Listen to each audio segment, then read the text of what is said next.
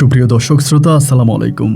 দূরে কাছে দেশে অথবা সে বাইরে থেকে ঠিক এই মুহূর্তে যে যেখান থেকে বাস্তব জীবনের গল্প শোনার জন্য আমার সাথে জয়েন করেছেন আমি আপন। আর যে আপন জীবনের গল্পের 1444তম পর্বে আপনাকে এই প্রতিদিনের মতো স্বাগতম জানাচ্ছি। বন্ধুগণ, আজ আমি আপনাকে শোনাবো রংপুরের মেয়ে মোসাম্মদ আকলিমা আক্তারের জীবনের হৃদয় বিদারক, অলৌকিক, করুণ এক শিক্ষণীয় বাস্তব জীবন কাহিনী। বন্ধুরা, আজকের গল্পের টাইটেল জর্দান থেকে ভয়ঙ্কর রূপে স্বামীর কাছে ফিরে আসে এক স্ত্রী। আপনি হয়তো জানেন না, আমিও আগে জানতাম না যে বাংলাদেশের অনেক মেয়েরাই জর্দান গিয়ে গার্মেন্টসে চাকরি করে। আমার এই বোনদের সাথে এইরকম ঘটনা ঘটে যেতে পারে, যার জন্য আমি গল্পটা রেকর্ড করছি এবং সবাইকে বলবো যে আপনারা পুরোটা গল্প শুনে যারা এই ধরনের প্রতারণার ফাঁদে পা দিতে চাচ্ছেন তারা সতর্ক হবেন। জর্দান থেকে স্বামীর কাছে স্ত্রী কেমন রূপে ফিরে আসে তা শুনলে রীতিমতো আপনার শরীরের পশম দাঁড়িয়ে যাবে। প্রিয় বন্ধুরা, আপনারা হয়তো সবাই জানেন যে আমি আমার এই চ্যানেলটাতে প্রতিদিন রাত 9:45 ভিডিও আপলোড করি, কিন্তু আমি কালকে ভিডিও আপলোড করেছিলাম প্রায় 11টার কাছাকাছি। আমি 9:45 ভিডিও আপলোড দিয়েছি, কিন্তু সেটা আপনাদের কাছে পৌঁছেছে প্রায় 11টায়। কিন্তু কেন? আমি গতকালকে রাতে একটা মন্দিরে গিয়েছিলাম, গত কিছুদিন আগে একটা মন্দিরে গিয়েছিলাম। সেই মন্দিরের ভিডিও আমি গতকালকে রাতে আপলোড করেছি এবং এই ভিডিও আপলোড করার পরে আমার সঙ্গে যা ঘটেছে তার রীতিমতো বিশ্বাস করার মতো না। মা মনসা উনি একটা জায়গা দিয়ে মন্দিরে প্রবেশ করতেন, সেখানে তিনি পূজা করতেন, সাপের রূপে আসতেন। এইটা আমি আমার ক্যামেরায় তুলে ধরেছি। সম্ভবত তিনি সেটা পছন্দ করেনি যে তার ওই আসা যাওয়ার গোপন পথটা আমি সবার সামনে তুলে ধরেছি, সম্ভবত তার পছন্দ হয়নি এবং তার কারণে আমার সাথে যা ঘটে গেছে আমি চেষ্টা করব এটা নিয়ে একটা লাইভ অনুষ্ঠান করার জন্য। আমি কিছুক্ষণ পরে একটা লাইভ করে আপনাদেরকে মোটামুটি বিস্তারিত জানানোর চেষ্টা করব। যারা অলৌকিকতা বিশ্বাস করেন না তারা আমার ওই লাইভ অনুষ্ঠানটা দেখবেন, আর যারা ওই ভিডিওটা দেখতে চান, ওই মা মনসার মন্দিরের ভিডিওটা দেখতে চান, তারা যারা এখনও দেখেননি তারা এই আই বাটনে ক্লিক করে অথবা এই ভিডিও ডিসক্রিপশনে গিয়ে কিংবা আপনি এই ভিডিওর শেষে আমি ইন্ড অপশনে সেই ভিডিওটা দিয়ে দিব। আমার জীবনের সবচেয়ে ভয়ঙ্কর এক জায়গার দৃশ্য আমি আমার দু চোখে দেখে এসেছি, যার রীতিমতো আমার মনে হয় না যে আমি আমার অতীত জীবনে কখনো দেখেছি বা কারো মুখে কখনো গল্পেতেও শুনেছি। ভিডিওটা খুবই ইম্পর্টেন্ট, সবাই ভিডিওটা দেখবেন, যা হয়তো আপনাকে এই জীবনে কেউ দেখায়নি। এবং আজকের গল্পটা শুনবেন, শুনে আকলিমাকে আপনার মতো করে একটা মন্তব্য কমেন্ট বক্সে লিখবেন। ধন্যবাদ সবাইকে। সুপ্রিয় বন্ধুগণ, আসসালামু আলাইকুম। আমার নাম মোসাম্মদ আকলিমা আক্তার, আমার বাড়ি রংপুর বিভাগে। বন্ধুরা, আমি আমার জীবনের গল্পটা শুরু করার শুরুতে আপনাদেরকে আমার পরিবারের সম্বন্ধে জানিয়ে রাখি। আমার পরিবারে আমার বাবা আছে, মা আছে, রয়েছে আমার দাদিমণি সহ আমার ছোট 2টা বোন আর ছোট একটা ভাই। আমরা টোটাল 3 বোন 1 ভাই। আমাদের পরিবারটা রংপুর বিভাগের অদূরের কোনো এক অজপাড়া গাঁয়ের কোনো এক গ্রামের নিম্ন মধ্যবিত্ত পরিবার। আমার বাবা পেশা একজন রাজমিস্ত্রি। আমি খুব ছোটোবেলা থেকে দেখে আসছি কাঠের সঙ্গে আমার বাবার প্রেম। বাবা জঙ্গলে গিয়ে বড় বড় কাঠ কিনে আনতেন, আর এই কাঠ চিরিয়ে সেখান থেকে আমার বাবা কাঠ তৈরি করে তা দিয়ে বিভিন্ন ধরনের ফার্নিচার বানাতেন। এই ফার্নিচার বিক্রি করে বাবা খুব কষ্ট করে আমাদের পরিবারটা চালাতেন। ছোটোবেলা থেকে আমি আমাদের পরিবারে আহামরি তেমন কোনো সুখ দেখিনি, আবার মনে ধরে রাখার মতো তেমন কোনো কষ্টের স্মৃতিও আমার নাই। ছোটোবেলার দিনগুলো আমার হেলে ধুলে ভালোই কাটে। এরকম করে মোটামুটি প্রায় আমি অনেকটাই বড় হয়ে যাই। মাদ্রাসাতে আমি পড়াশোনা করেছিলাম, বেশি দূর নয়, মোটামুটি পড়াশোনা করেছি। আমি নিজের নামটা কোনো রকম লিখতে পারি, এইটুকুই। আর আমিও সবাই বলতো যে দেখতে শুনতে মাশাআল্লাহ অনেকটা সুন্দরী ছিলাম। আমার দাদি অনেক সুন্দর ছিল, আমি দেখতে অনেকটা আমার দাদির মতো হয়েছি। এরকম করে সময়গুলো কাটতে কাটতে একটা পর্যায়ে আমার বাবা একটা ফার্নিচারের দোকান দেয়। আমার বয়স তখন আনুমানিক প্রায় 16 থেকে 17 বছর হবে। আমাদের বাড়ির ঠিক সামনেই রাস্তার পাশে আমার বাবা তখন একটা ফার্নিচারের দোকান দেয়। এমনিতেই তো আব্বু অর্ডার নিয়ে বিভিন্ন জায়গায় ফার্নিচার বানাতো।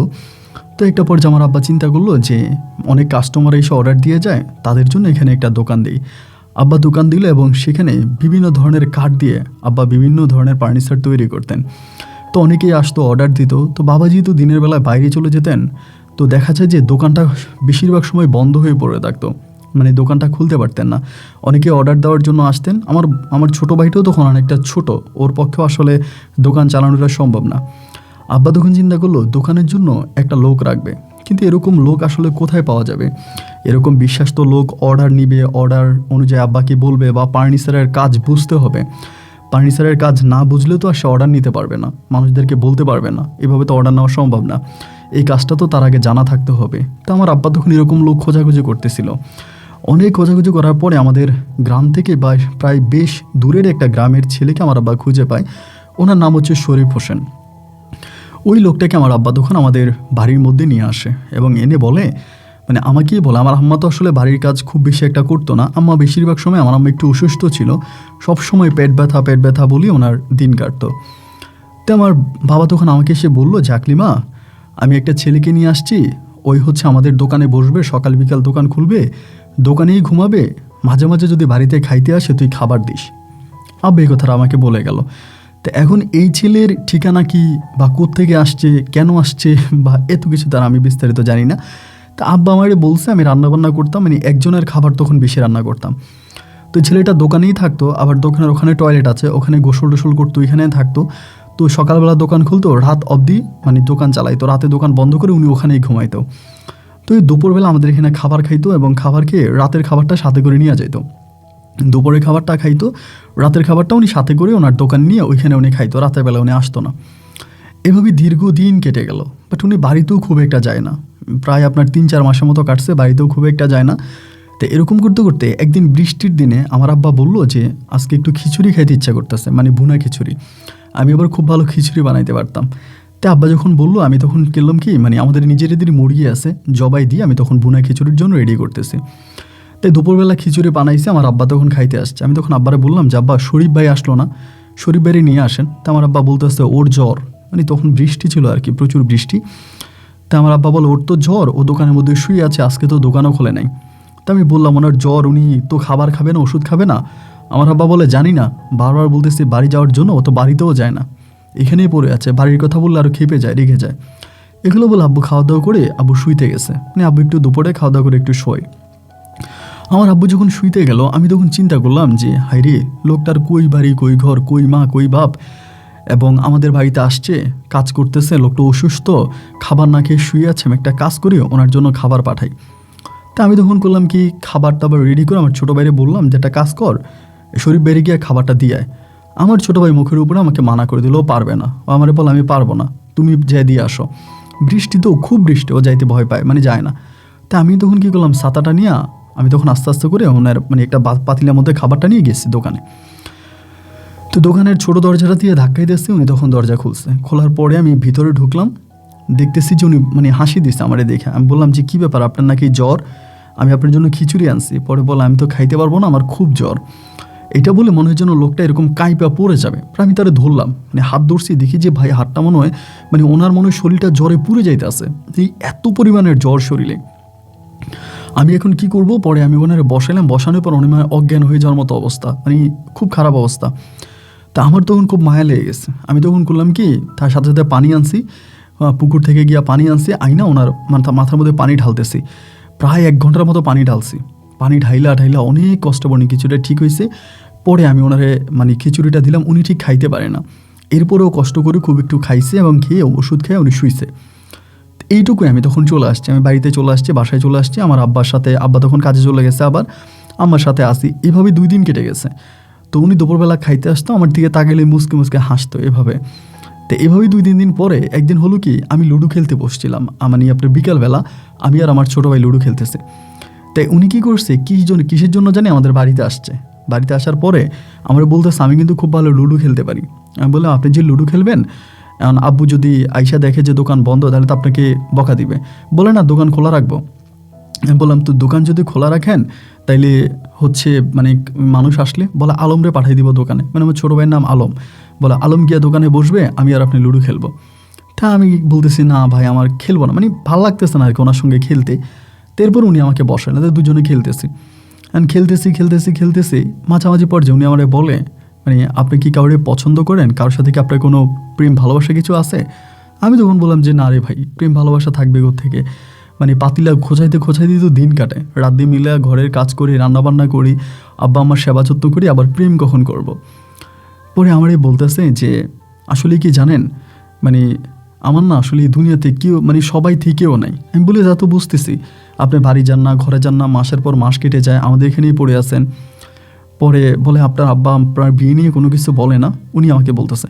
আমি বললাম না, বিয়ে নিয়ে কী বলবে, আমার তো এখনও আসলে বিয়ের বয়স হইলেও আমার আব্বা তো ওভাবে আমার বিয়ে বিষয় নিয়ে কিছু বলে না, কারণ আমি চলে গেলে আমাদের পুরো ঘর খালি হয়ে যাবে।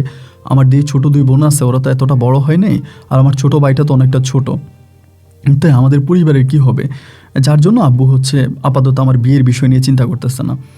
তো এইরকম করে লুডো খেললাম, লুডো খেলার পরে মানে সেদিন উনি চলে গেছে। এরপর থেকে আমি দেখতাম যে উনি মাঝে মাঝে আমার দিকে তাকাইতো, মানে আমরা তো মেয়ে মানুষ, একজনের তাকানো দেখলে না বুঝতে পারি যে তার ভিতরে কী চলতেছে, এটা কিন্তু প্রায় সব মেয়েরাই বুঝে, হয়তো বলে বা কেউ বলে না। তাই উনি যখন আমার দিকে তাকাইতো, মানে তাকানোটা মানে ওনার তাকানোটাই ছিল ডেয়ারিং টাইপের, মানে তাকাইলে আমি বুঝতাম যে আসলেই কিছু একটা ওনার ভিতরে চলতেছে, মানে ভিতরে কিছু একটা চলতেছে, যার জন্য উনি এইভাবে আমার দিকে তাকায়। তো এরকম করে অনেকগুলো দিন কেটে যাওয়ার পরে একদিন উনি আমাকে ডিরেক্টলি প্রপোজ করছে, মানে চিঠির মাধ্যমে আমার ছোটো ভাই আলমকে দিয়েও চিঠি পাঠাইছে, এবং সেখানে উনি আমাকে ভালোবাসে এবং সেই প্রস্তাব তিনি আমাকে দিয়েছে। তো আসলে এই লোকটাকে যে আমার খুব খারাপ লেগেছে তাও না, উনি দেখতে শুনতে খুবই ভালো, মানে অনেকটা সুদর্শন আর কি, চেহারা টেহারা খুবই সুন্দরী আছে। কিন্তু আমার কথা হচ্ছে আমি তো এখন প্রেম প্রীতি করবো না, কারণ আমার আব্বা এরকম একটা অবস্থায়, ফ্যামিলির এরকম অবস্থা, আমি প্রেম করতে চাই না। উনি প্রচুর পাগলামি করতেছে, মানে পাগলামির কোনো শেষ রাখে নাই, মানে এরকম পর্যন্ত করছে মানে হাত কেটে ফেলছে, মানে হাত কাইটা মানে আমার নাম লিখছে, এরকম ঘটনা পর্যন্ত ঘটছে। তো এই জিনিসগুলো দেখার পরে আমার ভিতরেই কেমন জানি একটা ইমোশন কাজ করতে শুরু করলো, যে মানুষটা আমাদের বাড়িতেই থাকে, খাওয়া দাওয়া করে না, মানে খাওয়া দাওয়া করে না, দোকান থেকে বন কলা পানি এসব খায়, মানে আমাদের ঘরে খাবারও খায় না। আমি যখন প্রত্যাখ্যান করলাম আর কি, আচ্ছা আমি যখন বললাম যে না আমি রিলেশনে যাব না, তখন থেকে ওনার অবস্থা ঠিক এতটাই খারাপ হয়ে গেল। পরে ভাবলাম যে যাই হোক, যেহেতু এরকম একটা অবস্থার মধ্যে আছে, তাহলে আমি ওনার সাথে রিলেশনে জড়াই। পরে আমি ওনার সাথে রিলেশনে জড়াই গেলাম, এবং আমার জীবনে এটা ছিল প্রথম প্রেম। তো প্রেম যে আসলে এত স্বাদ, মানে প্রেমে যে এত মজা, এটা আমি জানতাম না। ওনার সঙ্গে সম্পর্কে জড়ানোর পরে মানে প্রতিটা মুহূর্তে মুহূর্তে উনি মনে হয় যেন আমার দেহের স্পন্দন হয়ে আছে। প্রেম ছিল না তখন খুব ভালো ছিলাম, বাট প্রেম হওয়ার পরে আমি এই বান্দাকে ছাড়া কোনো কিছুই বুঝি না, আমার কিছুই ভালো লাগে না। রাত দিন যেন আমার কাছে এক অন্যরকম অবস্থা, আমি চোখ বন্ধ করলে মনে ওনাকে দেখতে পাই, এবং ওনাকে ছাড়া আমার ভিতরে অন্তর আত্মা যেন আর কথাই বলে না, এক অন্যরকম অবস্থানে আমি তখন চলে গেলাম। এমন করে সময়গুলো কাটতে কাটতে এক পর্যায়ে আমি ওনার প্রতি প্রায় পাগল হয়ে গেলাম। এমন করে আমার আব্বা তখন আমার বিয়ের জন্য কথা বলতেছে, বিভিন্ন জায়গা থেকে তখন বিয়ের প্রপোজাল আসতেছে। উনি এমন কোনো রাত নাই মানে আমার সাথে রাত কাটাইতো না, মানে ঠিক ঘরে না, আমাদের বাড়ির উঠানে বা পিছনে। আমার আব্বা আম্মা তো আসলে ঘুমিয়ে যেত, সন্ধ্যার পর আব্বা সারাদিন কাজ করতো, আইসা রাতে ঘুমিয়ে যেত, আব্বার শরীর খুব ক্লান্ত ছিল, আর আম্মাও তো একটু অসুস্থ, ছোটো ভাই বোন ওরা তো আর দেখলেও কিছু বলে না। তো এই জন্য রাতকে রাত আমি আমাদের বাড়ির পিছনে ওনার সাথে বসতাম, গল্পগুজব করতাম, প্রেম করতাম, রোমান্টিক ঘটনা ছিল, মানে অনেক কিছুই আছে। এরকম করতে করতে আব্বা তখন আমার বিয়ে ঠিক করে ফেলে, আমাকে বিয়ে দিয়ে দিবে এরকম কথাবার্তা চলতেছে। তাই আমি ওনারে বললাম যে শরীফ ভাই, আব্বা তো আমাকে বিয়ে দিয়ে দিবে, এখন আপনি কিছু একটা করেন না।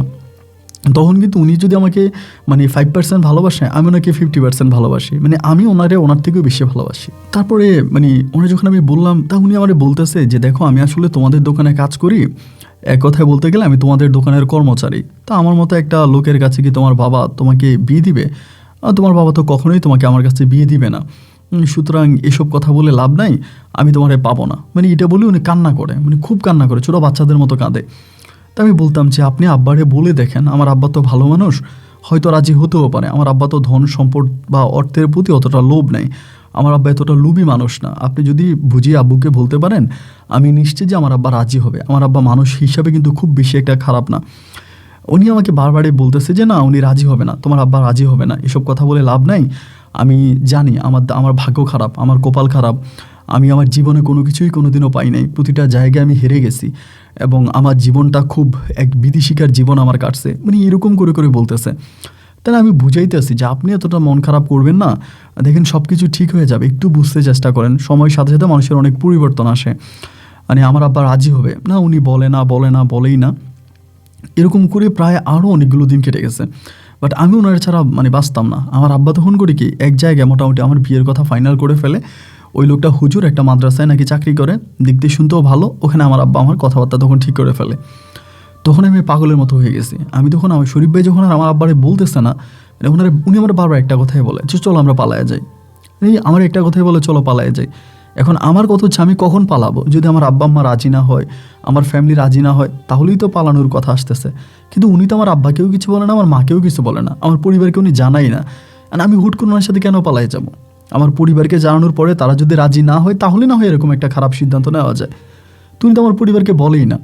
তা আমি বলি আপনি বলেন না, উনি বলে আমি বলি লাভ নাই, তোমার আব্বা রাজি হবে না। পরে বাধ্য হয়ে একদিন আমি আমার আব্বারে হালকা ইশারা দিলাম আর কি, মানে একটু একটু বললাম। বলার পরে আব্বা তখন আমাকে দেখলে আমার দিকে তাকায় বলতেছে যে তুমি শরীফরে কতটুকু চিনো? আমি বললাম যে আব্বা আমাদের দোকানে কাজ করে আজকে বহু বছর ধরে, খুব ভালো মানুষ, বা ওনার অবস্থা অনেক ভালো, তো ভালো। আমার আব্বা বলে এইটুকুই, আর কিছু জানো? আমি বললাম যে না, আর কি জানবো। আমার আব্বা তখন আমারে বলে তুমি জানো না ও যে বিবাহিত? আমি বললাম মানি? আব্বা আপনি এটা কী বলেন, বিবাহিত মানি? আমার আব্বা বলে হ্যাঁ, শুধু বিবাহিত না, তার 2টা মেয়ে সন্তান আছে।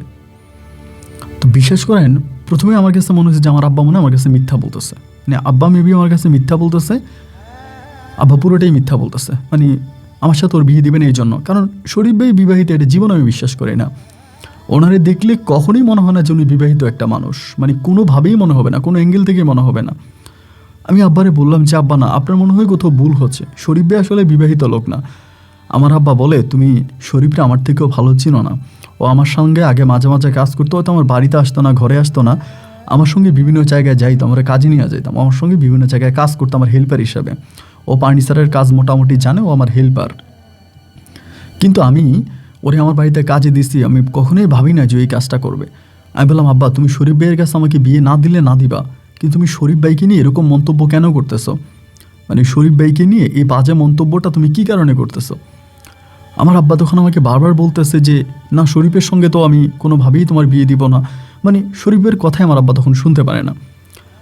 এবং আমি তখন মনে করলাম যে আব্বা সম্ভবত আমাকে মিথ্যা বলতেছে। দেখেন, আমি আব্বার একটা অনুরোধ করলাম যে আব্বা ঠিক আছে, শরীফ ভাই যেহেতু আমাদের দোকানে কাজ করে, আপনি শরীফ ভাইয়ের কোনো কিছু বইলেন না, আমি ওনার সাথে সম্পর্ক রাখবো না, আপনি যেখানে বিয়ে দিবেন সেখানেই বিয়ে বসবো। আমি আব্বাকে এই কথাগুলো বলার কারণ হচ্ছে আব্বা যদি শরীফ ভাইয়ের কিছু না বলে, আমার আব্বা কিন্তু আবার আমারে মানতো। আমি তো ধরেন রান্নাবান্না করতাম, সংসার সামলাইতাম, এবং পারিবারিক যত কাজ আছে তা সব কাজই আমি করতাম। যার কারণে দেখা যায় যে আমার কথাগুলোর প্রতি আমার আব্বা খুব ভ্যালু দিত, মানে আমার মূল্যায়ন করতো। তাই আমি আব্বারে বললাম যে আব্বা আপনি ওনারা কোনো কিছু বললেন না। আব্বা বলে আচ্ছা ঠিক আছে, যে আমি বলবো না, কিন্তু তুই এ পথ থেকে ফিরায়, শরীফ বিবাহিত। এরপরে হলো কি, এই ঘটনার পরের দিন উনি দুপুরে আমার ছোটো ভাই আসছে খাবার নেওয়ার জন্য। আমি বললাম আমি খাবার দিয়ে আসি। তাই আমার ছোটো ভাই বলতেছে আব্বা মানা করছে ওনার দোকানে তোমার যাওয়ার লাগে, আমি নিয়ে যাবো। আমি ছোটো ভাইরে বললাম যে আমি নিয়ে যাই, তুই আব্বারে বলিস না। পরে খাবার নিয়ে গেছে, উনি বসে আছে দোকানে, কাস্টমার কেউ নাই, খালি বসে আছে। পরে আমি বললাম যে শরীফ ভাই খাবার আনছি। বলে আচ্ছা ঠিক আছে রাইখা যাও। আমি বললাম যে আপনার সাথে একটু কথা আছে। পরে বলে জানি তুমি কি বলবা, আমারে বলে। আমি বললাম জানি কি বলবো মানে? উনি বলে আমি তো জানি তুমি আমাকে জিজ্ঞেস করবো আমি বিবাহিত কিনা। আমি বললাম তা আমি এটা জিজ্ঞেস করবো না আপনাকে? ও আমাকে বলে অ্যাটলিস্ট এটা বোঝার ক্ষমতা কি তোমার হয় না এখনও? আমি বললাম কোনটা? উনি আমাকে বলে তোমার বাবা তোমাকে আমার কাছে বিয়ে দেবে না, এই জন্য তোমার বাবা বানিয়ে বানিয়ে তোমার মিথ্যা বললো, আর এই মিথ্যে কথাটা তুমি আমাকে জিজ্ঞেস করার জন্য আসছো। মানে তখন আমার কাছে কী মনে হলো যে জানেন, সত্যিই আমার আব্বা আমার কাছে মিথ্যা বলছে, শরীফ ভাইয়ের কাছে আমাকে বিয়ে দিবে না এই কারণে। আমি বলছি এটা যদি সত্যি হতো তাই আমি হার্ট অ্যাটাক করে মারা যাইতাম, আমি বাঁচতাম না, আমি সত্যিই মারা যাইতাম এই কথাটা যদি সত্যি হতো। তো আল্লাহর কাছে অশেষ মেহেরবানি, আল্লাহর কাছে শুকরিয়া যে আল্লাহ আমার কথা শুনেছে, বা এটা যে মিথ্যা হয়েছে এটা আমার জীবনের সবচেয়ে বড় পাওয়া। তো যাই হোক তুমি থাকো, আমি খাবার দিয়ে গেলাম। তো আমার ভিতরে তখন আবার কিন্তু আপনার উচ্ছ্বাস আনন্দ কাজ করতেছে, আমি আবার সব কিছু ভুলে গেছি, এমন কোনো সাথে আবার উঠতেছি মিশতেছি। এখন সবসময় আমাকে একটা কথাই বলে যে তুমি তো তোমার আব্বারে বললা, এখন তুমি আমার সাথে চলো আমরা পালাইয়া যাই। সে একই কথা যে যেহেতু তোমার আব্বা রাজি হয় না, তোমার আব্বা যেহেতু রাজি হয় না, তাহলে তো আর এটা নিয়ে কথা বাড়ায় লাভ নাই, তাই চলো আমরা আবারও পালাইয়া যাই, মানে ঘুরে ফিরে ওই বটতলা, মানে পালিয়ে যাও।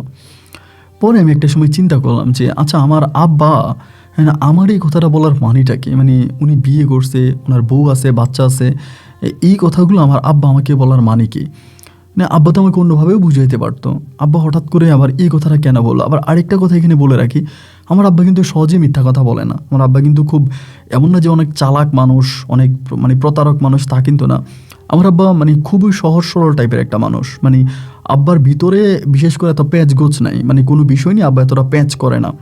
মানে এক কথা বলতে গেলে খুব মানে সাধারণ টাইপের মানুষ আর কি, সহজ সরল টাইপের মানুষ। তো দেখেন আমার কথা হচ্ছে যে আমার আব্বা আমার এই কথাটা দিলে কেন বললো, মানে কী কারণে আব্বা আমার এই কথাটা বললো যে ও বিবাহিত বা ওর মানে ও বিয়ে করছে।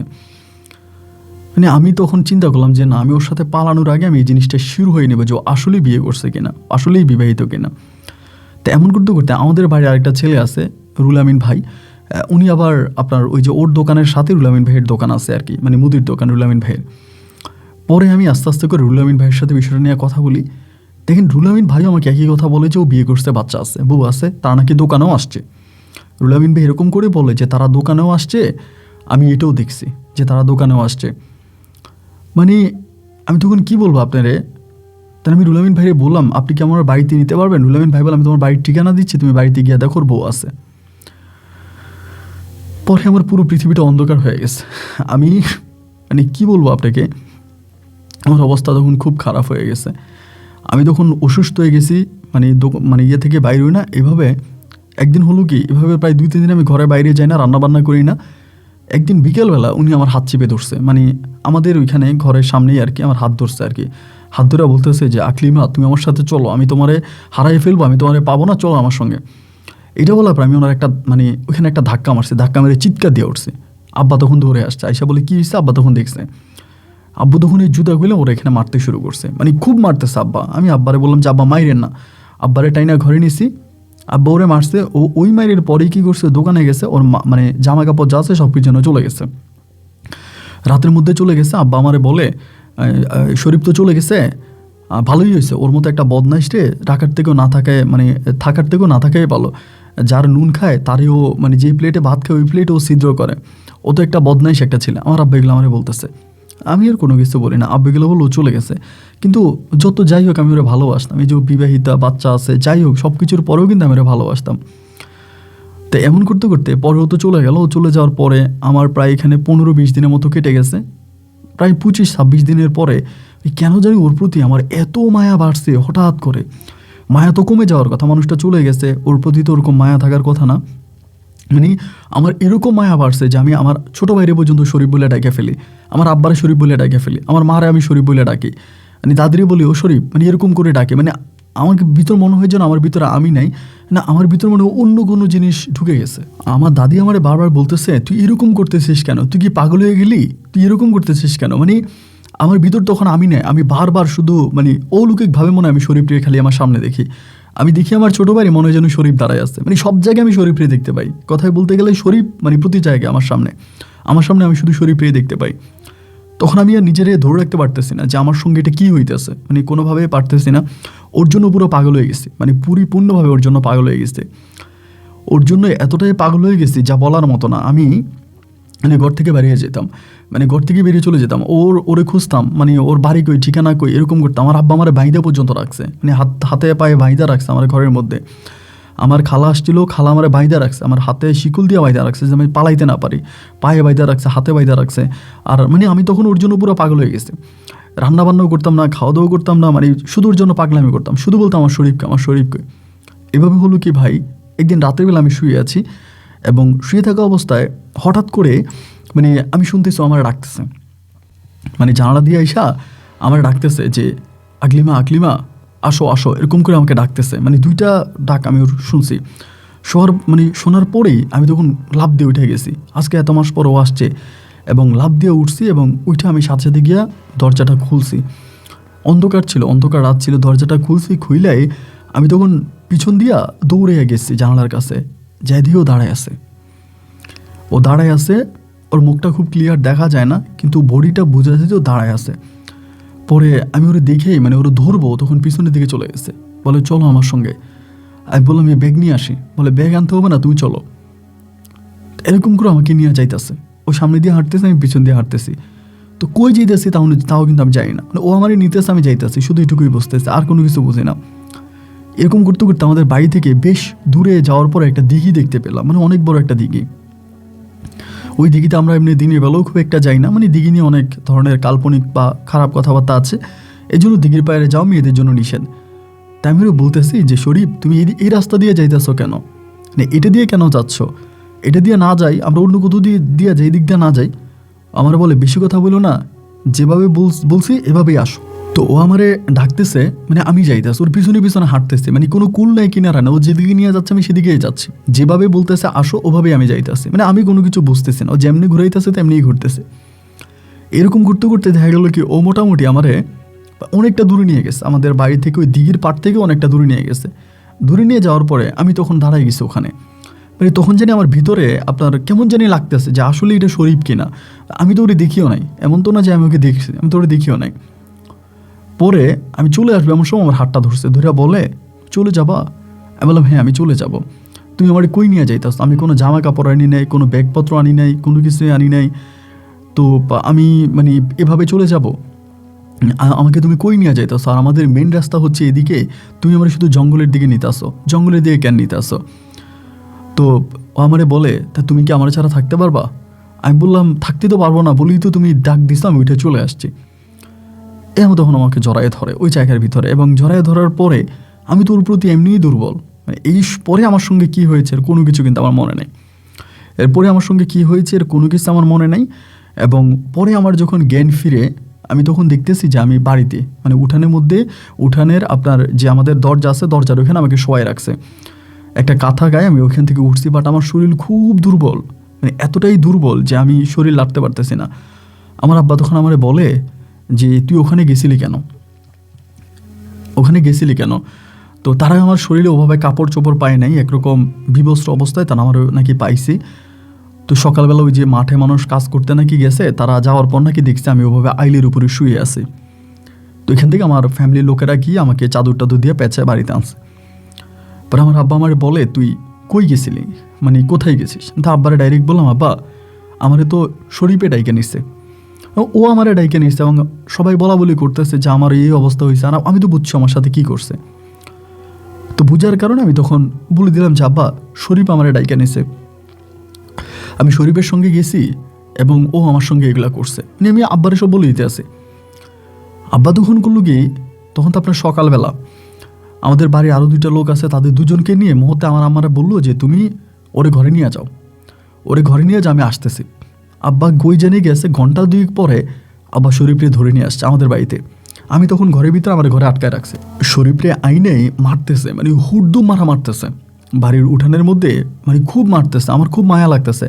আমি আমার আব্বারে বলতেছি মাইরো না, ওরে মাইরো না, ওরে কেন মারতেছে, ওরে মাইরো না। আব্বার কাছে কান্না করতেছি, সবার কাছে কান্না করতেছি যে শরীফরে মাইরো না, না ওরা মারতেছে, ওরা খুব মারতেছে। মাইরা কী করলো, ওরে গাছের সঙ্গে বাইধে ফেলছে। গাছের সঙ্গে বাঁধার পরে বিকালে ওর বাবা মা এবং ওদের গ্রামের আরও কয়েকজন লোক আসছে, মানে ওই উঠানের মধ্যে আসার পরে রাতের বেলায় দরবার বসছে।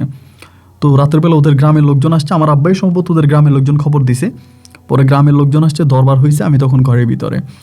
তাই ঘরের ভিতরে আমার আব্বা তখন আমাকে ডাইকে আনছে, দরবার যখন চলা অবস্থায় আব্বা ডাইকে আনছে।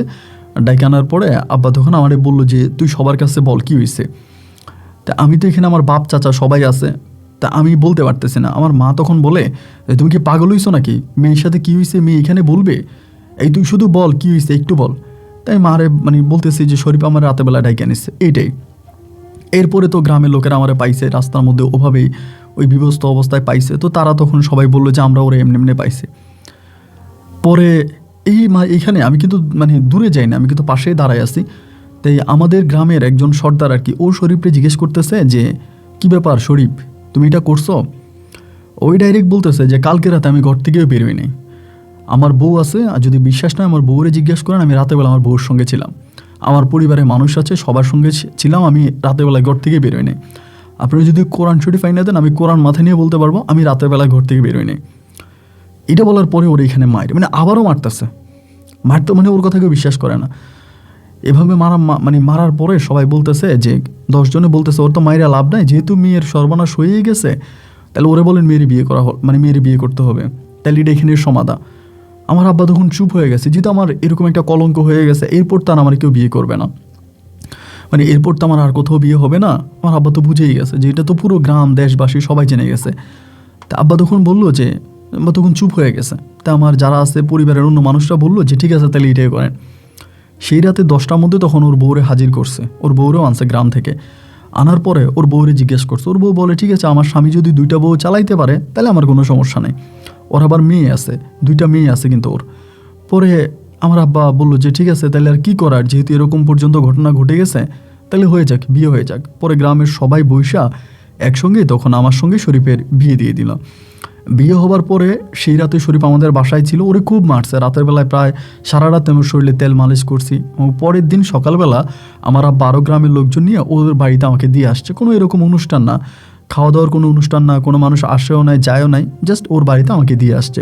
আমার আব্বা সহ গেল, আরও কয়েকজন গিয়ে ওর মা বাবার কাছে আমাকে দিয়ে আসছে। তো ওই রাতের বেলায় শরীফ তখন আমার বলতেছে যে তুমি আমার নামে এত বড় একটা মিথ্যা কথা কিভাবে সবার কাছে বললা।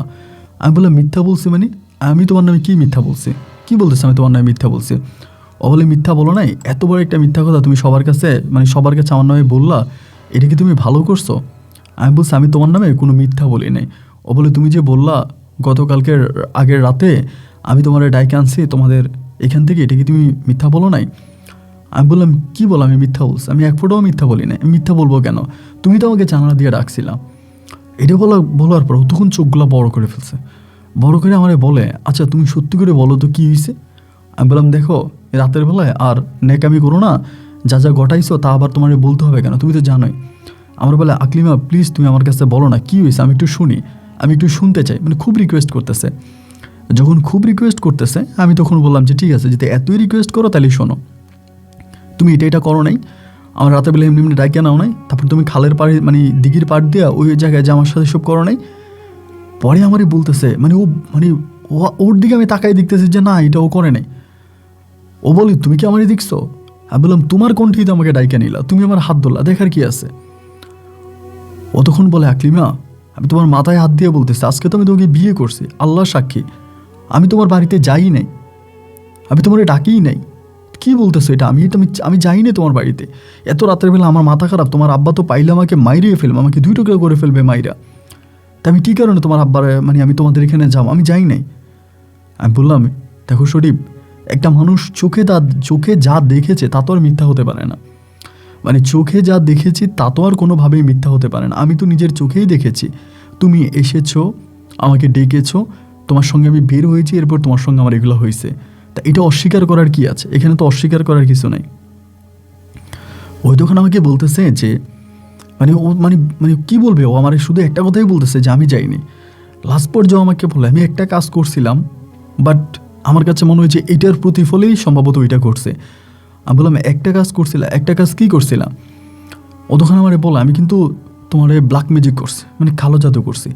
আমি অমুক জায়গায় একটা হুজুরের কাছে গেছি, মানে একটা কবিরাজের কাছে গেছি, এবং ওই কবিরাজের কাছে যাওয়ার পরে আমি ওই কবিরাজের কাছে সব কিছু বইলা কবিরাজের কাছ থেকে আমি এটা করছি, মানে ও আমারে বলতেছে। আমি বললাম কি বললা, তুমি এটা করছো। বলে হ্যাঁ আমি এটা করছি, তোমার এই চুল দিয়া নখ দিয়া তোমার জামা কাপড় দিয়ে মেঘলা করছি। তা কবিরাজ আমারে বলছে যে যেভাবেই হোক তুমি আমার কাছে চলে আসবা, তোমার পরিবার তোমার আমার কাছে বিয়ে দিবে। ভাই বিশ্বাস করেন তখন আমার শরীরের পশমগুলো দাঁড়াই গেছে, কি বলতেছে এগুলো তুমি। আমার বলে হ্যাঁ আমি যা বলতেছি সবই সত্য বলতেছি, এটাই ঘটছিল। যাই হোক এখন তো আমাদের বিয়ে হয়ে গেছে, আমি আর এই অতীত নিয়ে টানতে চাই, অতীতে যা হবার তা হয়েছে, আমি ওর সঙ্গে আসি। তো এইভাবে 1 দিন 2 দিন 3 দিন সময় কাটতেছে, আমি ওর সঙ্গে আসি হাজব্যান্ড ওয়াইফের মতোই। তো ও তো আসলে তেমন কিছু করতো না, ধরেন আপনার কাজ করতো না, এভাবেই ওর দিনকাল কাটতো। আমি আমার বাবার বাড়ি থেকে টাকা আনতাম, বাবার বাড়িতে যাইতাম, আমার বাবার টাকা পয়সা ইনকাম করতো, তো আব্বা আমার টাকা দিত, আমি টাকা আনছি। আমার বিয়েটা হওয়ার প্রায় 3 মাস পরে আমার যে ছোটো বোনটা আছে ওই ছোটো বোনটাকে আমার আব্বা বিয়ে দিছে ঘর জামাই। মানে আমাদের ব্যবসা বাণিজ্য দেখবে একটা ছেলে, দোকানপাট সব কিছু মিলিয়ে ওরকম একটা ছেলের কাছে আমার বোনের বিয়ে দিছে। তা ওই ছেলের কাছে আমার বোনের বিয়ে দিল কেন, এদিক দিয়ে শরীফ আবার খেপে গেল যে কেন ওইরকম একটা লোকের কাছে তোমার বোনের বিয়ে দিল, ঘর জামাই কেন বিয়ে দিল। তো এখানে বড় কারণ হচ্ছে এই আমার বোন জামাই যেহেতু আমাদের বাড়িতে আসতেছে থাকতেছে, আমার বোন জামাই সব কিছু দেখতেছে। শরীফের কথা হইলো শরীফরে কেন আমার আব্বা নিয়ে গেল না, কেন আমার আব্বা আবার নতুন করে বিয়ে আমার বোনটি বিয়ে করে নতুন লোক আনলো, আমারে নিয়ে মানে ওরে নিয়েই তো সব জায়গায় বসায় দিত। তো আমার আব্বার কথা হচ্ছে শরীফ যে মানে কলঙ্ক করছে গ্রামে, ওরে দেখলেই তো গ্রামের মানুষ মারবে, ওকে তো গ্রামের কেউ সহ্য করতে পারে না। আমার আব্বা বিয়ে দিয়ে দিচ্ছে আসলে একরকম, আব্বা তো বিয়েও দিত না। তো এখন আব্বার কথা হচ্ছে ওরে যদি আমি দোকানে বসাই, দেখা যায় দোকানের গ্রামের ছেলেপেলেরা ওরে মারবে, ওর গায়ে হাত তুলবে, সত হইলেও তো আমার মেয়ের জামাই। তা ওর এটা কখনো আমি চাইনি, এই জন্য আমি ছোটো মেয়েরই বিয়ে দিচ্ছি ঘর জামাই। এই নিয়ে শুরু হলো ধরেন দ্বন্দ্ব, যে না ও আমার সাথে প্রতিদিন ঝগড়া করে। ঝগড়া করতে করতে একটা সময় আমি গর্ভবতী হই, তারপরে আমার একটা মেয়ে সন্তান হয়, আমার একটা মেয়ে হয়। তো ওর আগের সংসারে 2টা মেয়ে, এখন আরেকটা মেয়ে হয়। এই মেয়েটা হওয়ার আপনার প্রায় 7 মাসের মাথায় আমার আব্বা ইন্তেকাল করে এবং মর্মান্তিকভাবে আমার আব্বা মারা যায়। আমার আব্বা গাছ কাটতে গিয়ে গাছের লাথি খেয়ে মারা যায়। মানে গাছ যে কাটতেছে, গাছের দিকে এক ঢালে পড়ছে, ওই গোড়ার অংশটা মানে মূলের অংশটা আমার আব্বাকে ধাক্কা মারছে। আমার আব্বার পেটে নাভিতে লাগে আমার আব্বা ওইখানে মারা গেছে। তা আব্বা মারা গেছে, আব্বা লাশ বাড়িতে আসছে, পরে আব্বারে দাফন কাফন করলাম। আব্বারে দাফন কাফন করার পরে ইতিমধ্যে আবার 1-1.5 বছর মতো কেটে গেছে আমার বোনের, মানে ছোটো বোনের বিয়ে দেওয়ার পরে। তো 1-1.5 বছরের ভিতরে আমার ছোটো বোন জামাই সব কিছুর মধ্যে বসে গেছে। এই ধরেন ঘর বাড়ি সব আমার ছোটো বোনে দেখাশোনা করে, আমার ছোটো বোন জামাই দেখাশোনা করে। এখনও আমার 2 দিন পরে বলে টাকা দাও, মানে আমার বলে টাকা দাও, টাকা আনো। তো এখন তো আমার আগে তো আমার বাবা ছিল, আমি গেছি বাবার বাড়িতে, বাবা টাকা দিছে নিয়ে আসছে, কোনো সমস্যা হয়নি। এখন তো আমার বাবাও বাইচা নাই, আমি টাকাটা কার কাছ থেকে আনবো, আমার টাকা কে দিবে? ওরে আমি বললাম যে এখন তো আমার বাবাও বাইচা নাই, আমার কেউই নেই, আমার টাকাটা কি দিবে? তুমি আমার বারবার বলতেছো টাকা আনার জন্য, টাকা আনার জন্য, তা আমি টাকাটা আনবো কোত্থেকে? ও মা এগুলো বললো, আরও খেপে যায়, আরও রেগে যায়। যে তোমার কথা বললে তুমি কথা শোনো না, আমি কোনো কথা বললে তুমি কথার মূল্যায়ন করো না, মানে টাকা নিয়ে আসো। তারপরও ছোটো বোনের কাছে যাইতাম যে টাকা দে। কারণ আমার আব্বার যে ব্যবসা বাণিজ্য আছে সবই তো আমার ছোটো বোন জামা, মানে ছোটো বোনই দেখে। এরকম করে করে শেষ পর্যন্ত আমার ছোটো বোন বললো যে আব্বার যা টাকা আছে আমরা তা ভাগ করে নিই, গা আমার ভাগ করে নিয়ে যায়। কারণ তুই সবসময় আইসা ভাই এখান থেকে টাকা নিয়ে যাস, এটা তো হতে পারে না। আমরা ছোটো বোন আছে, ওরা এখনো বিয়ে দিই নাই। এবার কি করলাম, আব্বার মানে মূল টাকা যা ছিল আর কি, ব্যাংক ব্যালেন্স, ওইটা 3 ভাগ করে ফেলছে। 3 ভাগ কইরা, মানে 3 ভাগ বলতে 4 ভাগ আর কি। আমার ছোটো ভাই তো আছে, ওরে কিছু রেখে আমরা 3 বোনে ভাগ করে নিয়ে ওই টাকাটা ওরে দিছি। ওখানেও প্রায় আপনার বেশ অনেক টাকাই হয়েছে। শরীফটি দিয়া বললাম এই টাকাটা দিয়ে তুমি কিছু একটা করো। বিশেষ করেন ওই টাকাটা 2টা মাসের মধ্যে উড়িয়ে দিছে। টাকাটা যেদিন দিলাম এর কিছুদিন পরেই ওই ইন্ডিয়াতে চলে গেছে ওর বন্ধুবান্ধব নিয়ে। ইন্ডিয়াতে গেছে, ইন্ডিয়াতে যাইয়া ইন্ডিয়াতে ঘুরিয়া টুইরা সবগুলো টাকা শেষ করে ফেলছে। আমার মেয়েটাও তখন বড় হইতে আছে, মানে তখন আমি আর পারতেছিলাম না, যে এই সংসারে টিকতে পারতেছিলাম না। আমি চিন্তা করছি আমি যদি আমার বাপের বাড়ি থেকে লক্ষ টাকা নয় কোটি টাকাও আইনা ওরে দেই, ওই টাকা দিয়া নষ্ট করে ফেলবে, ও আসলে মানুষ না। শেষ পর্যন্ত ওর ওয়াইফ, মানে ওর যে ওয়াইফ আছে উনি কিন্তু খারাপ না, এটা সত্যি কথা বলতে। ওর যে বড়, মানে ওর যে আমার যে বড় মানে এই সতীন আছে উনি খুব ভালো। উনিও আমার একই কথা বলতো যে তুমি যে ওরে বিয়ে করছো, ওরে তুমি কতটুকু চিনো? ও বাড়িতে থাকতে এগুলো করতো এবং এগুলো করার জন্যই ওরা বাড়ি থেকে একবার বের করে দেওয়া হয়েছে। ওর বাপে ওর বাড়ি থেকে বের করে দিছে। ও বাড়িতে জুয়া খেলতো, আড্ডাবাজি করতো, নেশা করতো, যার জন্য ওর বাবা ওর বাড়ি থেকে বের করে দিছো, তোমাদের এখানে চাকরি নিয়ে তোমাদের এখানে পড়ে আছে। তা আমি বললাম তুমি তো কাঠমিস্ত্রির কাজ করো, তুমি তো কাঠমিস্ত্রির কাজ জানো, তা তুমি কাঠমিস্ত্রির কাজ করো না, ও কাজও করবে না, মানে কোনো কাজ করবে না। ওর কথা হচ্ছে সকাল বিকাল ওর জন্য গরম গরম খাবার রাখতে হবে এবং 19 থেকে 20 হলে ও গায়ে হাত তুলবে এবং টাকা লাগলে আমরা আমার বাবার বাড়ি থেকে টাকা আনবো। আমার বড় সদিনেও বলতেছে যে আমি এই পর্যন্ত আমার বাবার বাড়ি থেকে লক্ষ লক্ষ টাকা আনছে ওর জন্য, ও কিছুই করে না, টাকা এনে দিলেই শেষ, দিলেই শেষ। পরে চিন্তা করলাম যে এই পরিবারে তো আমার পক্ষে আর থাকা সম্ভব নয়, আমি তো এই পরিবারে থাকতে পারবো না এবং আমার মেয়েটারও কোনো ভবিষ্যৎ নাই। আমার মেয়েটাও প্রায় মৃত্যুর কাছাকাছি পৌঁছাই যেতেছে, আমার মেয়েটার কোনো ভবিষ্যৎ নাই। আর যাই হোক যেটাই হোক আমি এখান থেকে চলে যাব।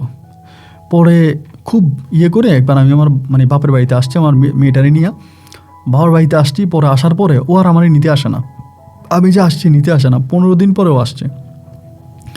15 দিন পরেও আমারে বলে যে চলো। তা আমি বললাম আমি যে যাব, তা আমি কোথায় যাব? বলে কোথায়? আমার বাড়িতে। আর তোমার বাড়িতে যাব তুমি খাওয়াই ব্যাকে, তুমি তো কাজ করো না। আমার বলে আমি কাজ করবো। আমি কী কাজ করবা তুমি? আমার বলে আমি যেই কাজ পারি ওই কাজ করবো, তোমার খাওয়াবো। আমি তখন আর বিশ্বাস করলাম না। আমি বললাম যাইতে পারি 1 সপ্তাহে, তুমি আগে কাজ করে আইনা আমার হাতে 10,000 টাকা দাও। তুমি আমার হাতে কাজ করে আইনা 10,000 টাকা দিবা, আমি আর তোমার বড় বউ একসাথে খাবো। এরপরের মাসে যদি টাকা দিতে না পারো এরপরের মাসে যাবো না, যাও 10,000 টাকা কাজ করে নিয়ে আসো। এই কাজ করে 10,000 টাকা মানে আনার জন্য ওরা পাঠাইলাম, মানে ওরা হারাইলাম, ও আর আসে নাই। মানে আমার আর খবর নেই, আসেও নাই। এভাবে প্রায় 1 বছরের মতো আমি আমার মানে ভাইয়ের উপরে, আমার মানে ছোটো বোনের জামাইয়ের উপরে পড়ে আছে, ওরাই আমার চালাইতে আছে।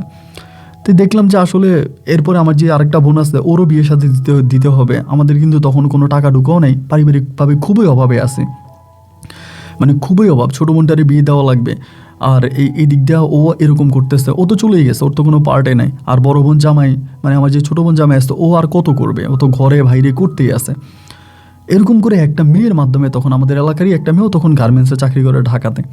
তো একদিন আমারে বললো যে আকলিমা আফা আমার সঙ্গে চলেন ঢাকাতে, ওইখানে চাকরি করলে ভালো টাকা বেতন পাবেন। তখন কিন্তু আমরা মোটামুটি অভাবেই আছি, 3 বেলা 3 মুঠো আমরা খাবারও খাইতে পারি না, খুব অভাব। একজন মানে আমার ছোটো বোন জামাই তো আরও ফার্নিচারের ব্যবসা বুঝে না। ওই টুকিটাকি কাজ টাজ করে মানে আনে, ওইটাই আমরা সবাই মিলে খাই। পরে আমি কী করলাম যে ঠিক আছে, আমার ওই বোনটার কথা মতো, আমাদের গ্রামের মেয়েটার কথা মতো আমি তখন আমার মেয়েটার আমার মায়ের কাছে আর আমার ছোটো বোনদের কাছে রাখে আমি তখন আপনার ঢাকাতে চলে গেছি। তো ওর সঙ্গে ঢাকাতে গেছি, যাওয়ার পরে ঢাকায়ও আমারে ওর বাসায় উঠাইলো, ও গার্মেন্টসে চাকরি করে। পরের দিন আমাকে ওই গার্মেন্টসে নিয়ে গেছে, একটা সুপারভাইজারের কাছে নিয়ে গেল। সুপারভাইজার আমার নিয়ে আমার নাম টাম লিখলো, সিগনেচার টিগনেচার রাখলো, আমার আইডি কার্ড ছবি টবি উঠাইলো, সব কিছু রাইখা পরে আমার কাজে দিছে। তা আমি তখন কাজ করতেছি, আমি তখন হেল্পার আর কি। তো ভাই হেল্পারই করতাম, খুব কষ্ট হইতো, মানে কষ্টের কোনো শেষ নাই। আপনারা যা বলবো, মানে কি বলবো আপনাকে, কষ্টের কোনো শেষ নাই, মানে প্রচুর কষ্ট করতাম। একটা হেল্পারি চাকরি করতাম, আপনার ওই সময় আমি 4,000 টাকা বেতন পাইতাম, 3,000 4,000 টাকা, এর বেশি না। ওভার টাইম করলে হয়তো 4,000 হইতো। তো 4,000 টাকা বেতনে নিজের খাওয়া থাকা, ঘর ভাড়া দেওয়া, দেখা যায় মাস শেষে চলতেও পারতাম না। মাসের মানে শেষের কয়েকদিন খাবারও খেতে পারতাম না, এত পরিমাণের অভাব। আর বাড়িতে তো টাকা পাঠাবো কেমনে, বাড়িতে তো ধরেন আমার মেয়েটা আছে, ওর খরচটাও পাঠাইতে পারি না, আমার বোনেরা ওর খরচ চালাইতেছে। এমন করতে করতে আমার যে মেয়েটা আছে, এখানে আমি ঢাকায় চাকরি করতেছি প্রায় 1.5 বছর হয়ে গেছে। 1.5 বছর আমি কিন্তু আবার অপারেটর হয়েছি, মানে সিনিয়র অপারেটর হয়েছে, আমি মেশিন চালাইতে পারি, কিন্তু বেতন অতটা ভাড়ায় না, মানে ভালো হয় নাই। তো এর মাঝে আমার সঙ্গে যে মেয়েটা আছে, ওই মেয়েটা তখন করলো কি, আমারে বলতেছে যে ও জর্দান চলে যাবে। আমারে বল আমি জর্দান চলে যাব, এরকম এরকম আমি একটা ভালো অফার পাইছিলাম, এরকম গার্মেন্টসের চাকরি, আমাদের মানে নতুন একটা গার্মেন্টসের, ওইখানে নাকি লোক নিবে। তো আমারে বলে তুই যাবি নাকি? আমি বললাম যে দেখ, আমি তো আসলে আমার তো পাসপোর্টও নাই কিছু না। ওই মেয়ের কিন্তু আবার পাসপোর্ট আছে। তো ওই মেয়ে আমারে বলতেছে পাসপোর্ট বানাইতে কিসের এত ঝামেলা, এটা কোনো ঝামেলাই নেই, পাসপোর্ট সহজে বানাই ফেলা যায়, শুধু আইডি কার্ড হইলে হয়, তোর তো আইডি কার্ড আছেই, চল আমার সঙ্গে চল। তো এখানে তখন মেয়েদেরকে মানে বাছাই করবে আর কি। তো বাছাই পর্বের মধ্যে আমাকে দাঁড়ো করাইলো। ওখানে অনেক মেয়ে গেছে, প্রায় আপনার 300-400 মতো মেয়ে গেছে ইন্টারভিউ দেওয়ার জন্য। এই 300-400 মেয়ের মাঝে মাত্র 40 জন মেয়েরে সিলেক্ট করছে। এই 40 জনের মাঝে আমি আছি, আর যে মেয়েটা আমার নিয়ে গেছে আমাদের গ্রামের, ও কিন্তু নাই, মানে ওরে কিন্তু বাদ দিয়ে দিছে, ওরে নেয় নেয় আমার নিছে। আমরা এই অল্প কয়েকটা মেয়েকে নিয়ে গেল, নিয়ে যাওয়ার পরে এরপরের দিন আইডি কার্ড জমা দিতে হবে, আইডি কার্ড জমা দেওয়া, ফিঙ্গার দেওয়া, এই ধরনের কাজ।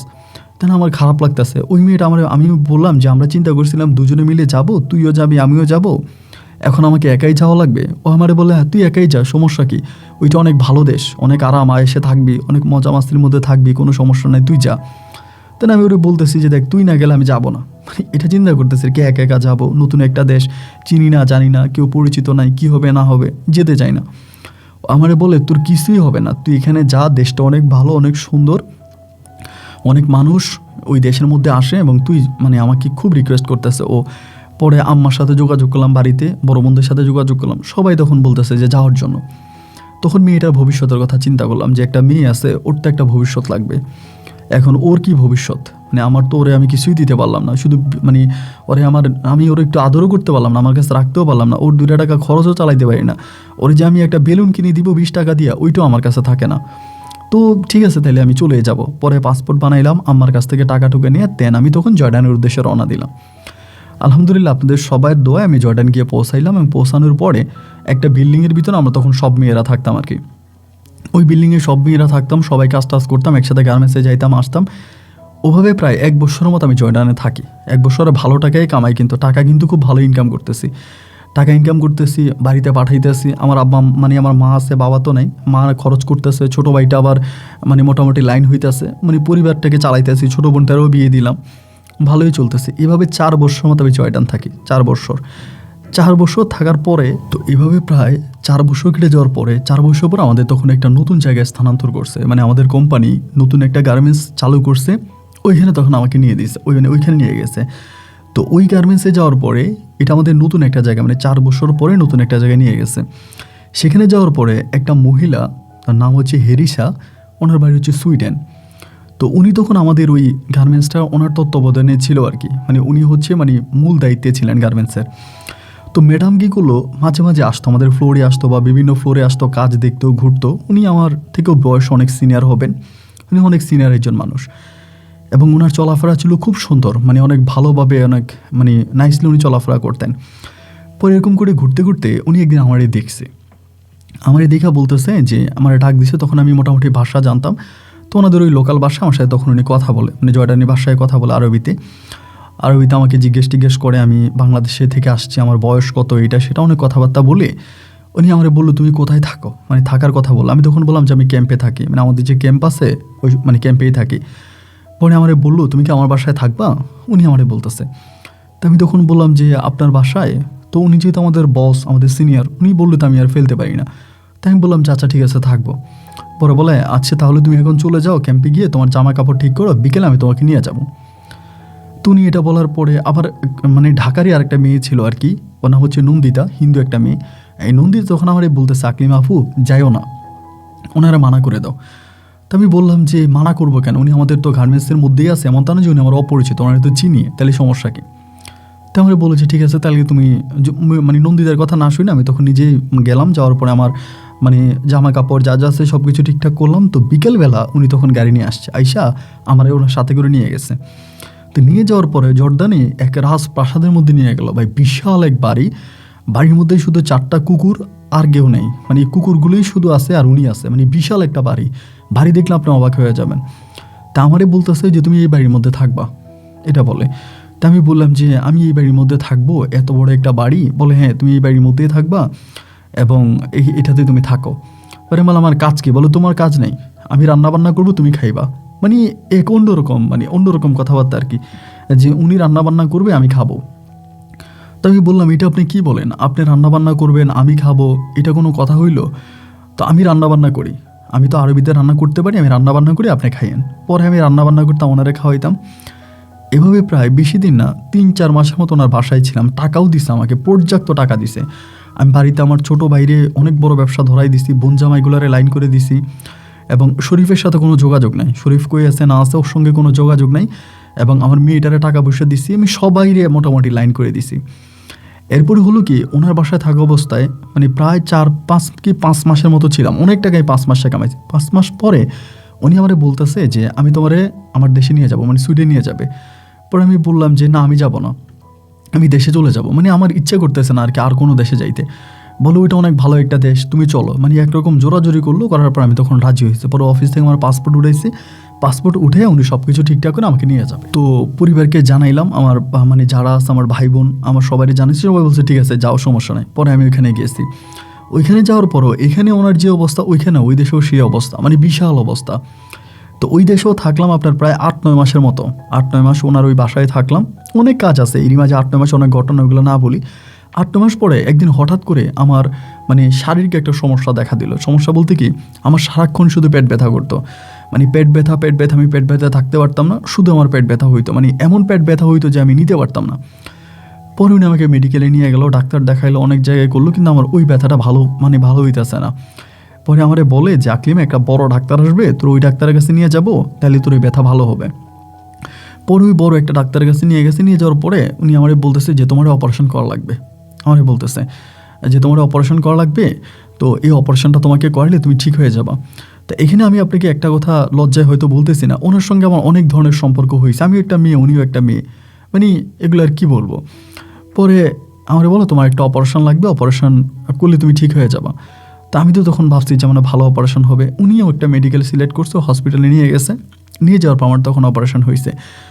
তো অপারেশন হওয়ার পরে উনি আমার খুব টেক কেয়ার করতো, মানে একদম নিজের মানুষের মতো। ওনার কোনো হাজব্যান্ড নাই, কোনো ছেলে নাই, মেয়ে নাই, পরিবারের কেউ নাই।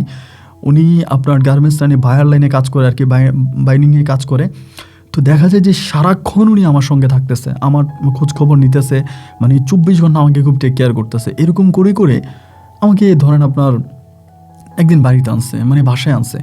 তো এই বাসায় আনছে এদিন, মানে যেদিন আমার অপারেশন শেষ হলো এর কিছুদিন পরে আমাকে বাসায় আনছে। এখানে কিছু ঘটনা আছে, মানে আমার হাত পা মোটামুটি এগুলো আপনাকে আসলে প্র্যাকটিক্যালি না বললে মানে বোঝানো যাবে না। আমার শরীরের কোনো জায়গায় আমি হাত দিতে পারতাম না, আমার পসরা পায়খানা সব কিছু আপনার মেশিনের মাধ্যমেই হইতো, এই সব কিছু মেশিনের মাধ্যমেই হইতো। এবং যখন আমি বাসায় আসছি, বাসায় আসার পরে আমি হঠাৎ করে একটা জিনিস আমার শরীরে আমি খেয়াল করলাম বলতে মানে আমি এটুকুই বলি যে আমি দেখলাম যে আমি আর মানে মানে এক কথা বলতে গেলাম যে আমি আর নারী নেই, মানে আমি আর মেয়ে নাই, আমি পুরুষ হয়ে গেছি, তো এটা দেখার পরে আমি তো অবাক, এটা কি? তো অপারেশন তো উনি করছে, আমি তো আর ছিলাম না। পরে ওনাকে ডাকলাম যে এটা কি? পরে বলে যে আমি তোমাকে বিয়ে করব, তুমি আমার সঙ্গে সারা জীবন থাকবা, এই জন্য আমি তোমাকে এটা করছি। তো আমি বললাম, আপনি এটা কী করলেন? মানে আমি তখন কান্না করতেছি, আর আমি তো একটা মেয়ে মানুষ ছিলাম, এটা আমার কি হয়ে গেল? উনি আমার পুরো শরীর চার্জারি করে ফেলছে, কথায় বলতে গেলে আমার পুরো শরীর চার্জারি করা। বলছি না না না, এটা তো আপনি ভালো করেন না, এটা আপনি কী করলেন? এই মানে শুরু হয়ে গেল ওনার সঙ্গে ঝগড়া। মানে তখন তো আমার শারীরিক অবস্থা ধরেন আপনার খুব খারাপ, আমি নড়তে পারি না, হাঁটতে পারি না, চলতে পারি না, মানে কান্না করতাম আমি, এটা আপনি কী করলেন আমার সঙ্গে? মানে এক অন্যরকম আমার চেহারাই পরিবর্তন করে ফেলছে, চেহারা, বডি, শরীর, মানে সব পরিবর্তন, আবার আমি চিনতে পারি না। উনি টাকা খরচ করছে, প্রচুর টাকা খরচ করছে আমার পিছনে। লাস্ট পর্যন্ত আমি আর এখানে থাকবো না। তো এরকম করতে করতে একদিন মানে আল্লাহর কি হুকুম আর কি, উনি আমার একটা মার্কেটে নিয়ে গেছে। ইতিমধ্যে আমার সঙ্গে ওনার অনেক ধরনের কিছু হয়েছে, অনেক হাতাহাতি হয়েছে, আমি ওনার গায়ে হাত তুলছি, অনেকবার ওনারে মারছি, উনি আমারে মারছে, মারামারি হইতো, মানে খুব ঝামেলা হইতো। তো একদিন হলো কিনা আমার একটা মার্কেটে নিয়ে গেছে, ওইখানে একটা মার্কেটে। তো হঠাৎ করে ওখানে একটা ফ্যামিলি আমি দেখতে পেলাম, বাঙালি একটা ফ্যামিলি। মানে ওই লোকটা বাংলা ভাষায় কথা বলতেছে। লোকটাকে দেখার পরেই আমি তখন ওনারা ডাক দিলাম। আমার যে মহিলা আর কি, মানে হেরিসা তখন মালামাল কিনতেছে, ওনারা ডাক দিয়ে বললাম যে আমারে বাঁচান, আমি একটি বিপদে আছে, আমার বাড়ি রংপুরে, আমি বাঙালি। তো ওই লোকটা সম্ভবত কোনো পুলিশের বা কোনো ইনফর্ম হবে বা এসি। তো এইগুলো তারা বলার পরে সে সাথে সাথে মনে হয় পুলিশ কল করে দিছে। পুলিশ কল করে দেওয়ার মুহূর্তের মধ্যে পুলিশ এখানে চলে আসছে। আসার পরেই সে পুলিশে তার বাসায় বলল, আমি তো ওদের বাসা জানি না। পরে পুলিশ আমাকে ধরে তারা জিজ্ঞেস করছে। পরে পুলিশ আবার যখন পুলিশ আসছে, হেরিসা কিন্তু এখান থেকে চলে গেছে, মানে ও কিন্তু মানে মার্কেট থেকে বেরিয়ে গেছে যখন থেকে পুলিশ আমার সাথে কথা বলতেছে। কারণ ও তো জানে আমি একটা ঝামেলা করবো। আমি কিন্তু ওরা এর আগের বারও বলছি যে আমি কিন্তু পুলিশে কল করবো বা পুলিশের ধরাই দিব তোরে, তুই আমার সাথে এগুলো করতেছিস, আমি কিন্তু বলে দিব। তখন সে বুঝতে পারছে, বোঝার পরে সে তখন আপনার আস্তে করে কাট দিয়ে চলে গেছে। পরে বাঙালিটারে আমি বললাম যে আমার সঙ্গে এইগুলো হইতেছে। তো বাঙালি আবার ওরে বুঝাই বলছে। বলার পরে পুলিশ তখন আমাকে নিয়ে ওর বিল্ডিংয়ে গেছে। বিল্ডিংয়ে যাওয়ার পরে ওরে বিল্ডিংয়ে পায় নাই, মানে ওই বিল্ডিংয়ে ও ছিল না, বিল্ডিংয়ে ও কই জানি চলে গেছে, ওরা পায় নাই। না পাওয়ার পর আমার তখন বলতেছে যে তোমার পাসপোর্ট এটা সেটা। তো আমাকে তখন পুলিশে তার হেফাজতে নিয়ে গেল আর কি, মানে যেটাকে আপনি শেল্টার বলে আর কি, শেল্টার হাউসে নিয়ে গেছে। তা শেল্টারে নিয়ে যাওয়ার পরে আমি শেল্টারের মধ্যে আসি। পরে পুলিশ কেমনে তার কাছ থেকে পাসপোর্ট উদ্ধার করছে, আমার পাসপোর্ট উদ্ধার করে দেন পুলিশ। তখন আমাকে টিকিট কেটে দিল, সব ওদের মাধ্যমে আমাকে তখন দেশে প্রেরণ করা হলো। তো আমি ঢাকাতে নামছি। ঢাকাতে নামার পরে আমি তখন আমার বাড়িতে যাব আর কি। তো বাড়িতে যাব, পরে আমি বাড়িতে আসছি। বাড়িতে আসার পর আমার মেয়েটারে পাইলাম, মেয়েটার আদর করতেছে, আমার কেউ চিনতে পারে না। মানে আমার শরীরের গঠন মানে সম্পূর্ণ রকমের, এক কথা বলি পুরুষের মতো। আমার মার্সেল শরীরের গঠন মানে পুরো পুরুষ, মাথার চুলগুলোও আমার ছোটো করে ফেলছে। তো তারপরেও মেয়েদের মতো করে চলার জন্য চেষ্টা করতাম। এভাবে 3-4 দিনের মতো বাড়িতে ছিলাম। তো আমার বোনেরা আবার খুব চালাক, ওরা অনেক কিছু বুঝতে পারতো যে ভাই তোমার এই মানে বোন তোমার এটা কেন ওটা কেন, মানে অনেক কিছু বলতো। আমি বাড়িতে আসার কিছুদিন পরেই, প্রায় আপনার সপ্তাহখানিক পরেই হঠাৎ করে শরীফ আমাদের বাড়িতে হাজির। আইসা শরীফ, ইতিমধ্যে শরীফ আবার আমি আসার আগেই শরীফ আমাদের বাড়িতে আসতো, যাইতো আমার মেয়েরে দেখতো। ওর আগের বউরেও তালাক দিয়ে দিছে, আগের বউরে কেমনে তালাক দিয়ে দিছে। এখন আমার মায়ের আর আমার বোনের ধরছে যে যা হয়েছে যেটাই হয়েছে আমি আকলিমের নিয়ে সংসার করব, আকলিমে বিদেশ করুক যাই করুক যেটাই করুক, আমার আর কোনো টাকা পয়সার দরকার নাই, আমি কোনো কিছু আমি আকলিমের নিয়ে যাবো। তো আমার বোনেরা বলতেছে হ্যাঁ বুঝছি, তো এখন আপুর কাছে টাকা আছে, আপু বিদেশ করে আসছে, বন্দায় টাকা আছে, এখন টাকার লোভে আমার আপুরে নিতে আসছে না, আমরা বুঝি, সবই বুঝি। আমি তখন আমার বোনেরা বলতেছি যে না ওনাকে কিছু বলিস না, আচ্ছা ঠিক আছে। তো আমার মাও তখন আমার বুঝাইলো, তুই বিদেশ করছিস, গ্রামে 10 জন তোরা খারাপ বলে, তোর শরীরের ঘটনা কেমন জানি পরিবর্তন হয়ে গেছে, তোরে তো এখন আর চিনেও যায় না, বা তুই জানি কেমন হয়ে গেলি। আর বিশেষ করে মেয়েটার মুখের দিকে তাকায় হইলো, মেয়েটার কথা চিন্তা করে হলো তুই ওর কাছে যা, আমারে বলতেছে। তা আমি বলছি না আমি যাব না। তারপর মা জোর করে পাঠাইছে। তা আমি আবারও শরীফের লঙ্গে শরীফের বাড়িতে গেলাম। শরীফের বাবা মা তখনও আছে। এখন বাড়িতে যাওয়ার পরে রাতের বেলায় মানে আপনাদের কি বলবো আর কি, তখন ও আমারে বলতেছে এইটা কি, যখন এটা কি বললো তখন তো আমার বিস্তারিত বলা লাগতেছে। পরে এই প্রথম আমি ওর কাছে বিষয়টা বলছি, রাতের বেলা ওর কাছে বিষয়টা বলছি। সকালবেলা মনে হয় এই কথাটা ওই গ্রামের জানে না এমন কোনো লোক নাই। মানে বাড়িতে মনে হয় যেন মানুষের ঢল পড়ে গেছে আমরা দেখার জন্য, আমি নারী থেকে পুরুষ হয়ে গেছি। হঠাৎ করে পুরো এলাকা, মানে আপনি হয়তো এটা মনে নিউজেও দেখছেন যে এরকমও হয়েছে যে পুরো এলাকা হয়ে গেছে যে অমুক বাড়ির অমুক মেয়ে নারী থেকে পুরুষ হয়ে গেছে, হঠাৎ করে নারী থেকে পুরুষ। মানে আমি আপনাকে কী বলবো, অনেকে পানি পড়া নিতে আসে আমার কাছে, মানে বোতল নিয়ে আসে, আমার এটা পানি পড়া ফুঁয়াই দেন যে আপনি হঠাৎ করে এক রাতে নারী থেকে পুরুষ হয়ে গেলেন। ভাই আমার তখন কী অবস্থা হয়েছে আমি আপনাকে বলে বুঝাতে পারবো না। কোনো মতে জীবন লইয়া আমার মা লোক টোক নিয়ে অনেক কষ্ট আমার সেই বাড়ি থেকে রক্ষা করে আনে। মানে বাড়িতে মানুষ মানে দূর দূরান্ত থেকে, এটা পুরো এলাকা পুরো জগৎ সংসার হয়ে গেছে যে এক মেয়ে মানে পুরুষ থেকে মানে নারী থেকে পুরুষ হয়ে গেছে, মেয়ে থেকে ছেলে হয়ে গেছে। মানে কি একটা যে ভয়ানক অবস্থা গ্রামে শুরু হয়েছে, মানে আমি আপনাকে বলে বোঝাতে পারবো না। তো যাই হোক, আমার মায়ে তখন আমার এইখান থেকে মনোমতো আমাদের বাড়িতে নিয়ে গেছে। বাড়িতে নিয়ে যাওয়ার পর আমার পরিবারের মানুষও তখন বিষয়টা জানছে। জানার পরে মানে সবাই তো অবাক, এটা কেমনি সম্ভব, এটা কিভাবে হইল। পরে আমি বললাম যে দেখো, আসলে এটা হয়তো আমার ভাগ্যে ছিল, আমার ভাগ্যে হয়েছে। এবার পুরো আমার বাড়িতে আমি থাকতে পারি না, বাড়ির মধ্যে মানুষ আসে, মানে প্রচুর আসে শুধু আমার দেখার জন্য। মানে কি বলবো, আমার আপনাকে তো বুঝাতে পারবো না যে এমনভাবে আমাকে দেখতে চায়। বুঝেন তো কেমন করে দেখতে চায়। মানে মেয়েরা আসে, আইসা বলে আমি তো মেয়ে, তুমিও মেয়ে, তোমার একটু দেখি, মানে এরকমভাবে হচ্ছে আমার সঙ্গে বেয়াদবি করতো। পরে আমার যে মানে এবার আমার বোনেরা আর আমার সঙ্গে থাকতে চায় না, যে আমি পুরুষ হয়ে গেছি, ওরা আমার সঙ্গে থাকবে না। আমার বোনেরা তখন আমার কাছ থেকে সরে গেল। আমার মা তো অসুস্থ, পরে আমি মায়ের নিয়ে আমার মেয়ের নিয়ে থাকতাম। তা আমি যখন ওইখান থেকে আসি তখন তো আমার কাছে কোনো টাকা নাই, পয়সা নাই, আমি চলতে পারি না। আমি ওর বোনদেরকে বলি, দোনোটা বোন জামাইরে লাইন করে দিছি, লাখ লাখ টাকার ব্যবসা দিছি, ছোটো বাইরে ব্যবসা দিছি, সবাইরে বলি আমার তো এখন এই অবস্থা, আমি তো চলতে পারি না, তো তোরা আমার কিছু সাহায্য কর। আমার বোনের আমার একটা টাকাও দেয় না। মানে আমি আপনাদের কী বলবো, আমার দুই বোনের মধ্যে একটা বোনও আমার টাকা দেয় না, কোনোভাবে আমাকে টাকা দেয় না। আমি বাড়িতে 6 মাসের মতো ছিলাম। মানে আপনাকে কী বলবো, কুকুরের মতো জীবনযাপন করছি 6 মাস পরে আর সহ্য করতে পারি নাই। মেয়েটারে নিয়ে আমি তখন ঢাকাতে চলে আসি। ঢাকাতে আইসা পরে আমি একটা গার্মেন্টসে ঢুকি, আবারও আজকে এত বছর পরে গার্মেন্টসে ঢুকি, গার্মেন্টসে চাকরি করব। তাই শরীফ আর আমার সঙ্গে সংসার করে না। শরীফের যখন শরীফ বুঝতে পারছে যে আমি মেয়ে না, কিন্তু শরীফ আর আমার সঙ্গে থাকবে না। পরে ঢাকায় আসছি, আসার পরে একটা গার্মেন্টসে চাকরি নিয়েছি। এই চাকরি করতে করতে মানে আমার সাথেই ছিল একটা মেয়ে, ও আমার সঙ্গে থাকতো আর কি। তো কেমনি ও বিষয়টা জেনে গেছে আর কি, আমার এই বিষয়টা মানে গোপন বিষয়টা। এখন জানার পরে ও তখন পুরো গার্মেন্টস করে দিছে। মানে আমি তখন আর গার্মেন্টসে চাকরি করতে পারি না, ওইখান থেকে আমার চাকরি চলে গেল। এরপরে দেখা গেল যেখানেই যাইতেছি মানে কোথাও কোনো কাজ নাই। ধরেন কোনো জায়গায় কাজের জন্য যাইতেছি, আপনাকে খোলামেলা করেই বলে কাজে যাইতেছি, আমার দিকে খারাপ নজর দেয়। যখনই আমার জানতে পারে যে আমার এই অবস্থা, তখনই আমার কাছ থেকে বের করে দেয়। পুরুষ হিসেবেও কোথাও কাজ পাই না, নারী হিসেবেও কোথাও কাজ পাই না।